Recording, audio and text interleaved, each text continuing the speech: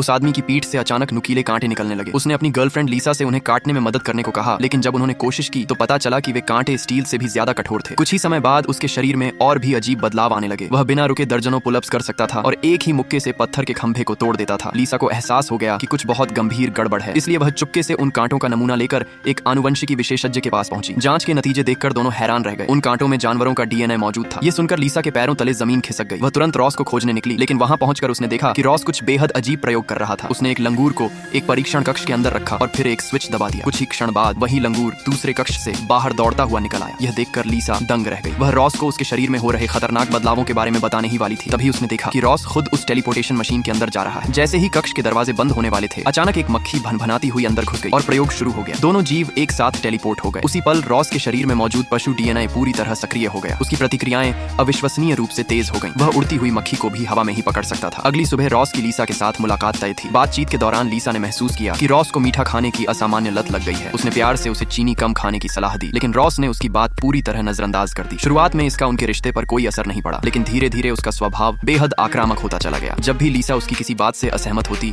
वह गुस्से से आग बबूला हो जाता। एक दिन दोनों के बीच भयंकर बहस हुई। गुस्से में लीसा वहां से चली गई। इसके बाद रॉस एक बार में पहुंचा और वहां एक युवा महिला से बातचीत करने की कोशिश करने लगा। यह देखकर पास बैठा एक आदमी भड़क गया। रॉस ने जेब से नोटों की मोटी गड्डी निकाली और खुलेआम उसे उकसाने लगा। उस आदमी ने चुनौती स्वीकार कर ली। रॉस ने उसे सबक सिखाने का फैसला किया। अगले ही पल उसने एक ही झटके में उस आदमी की कलाई तोड़ दी। यह दृश्य देखकर वहां मौजूद हर व्यक्ति स्तब्ध रह गया और फिर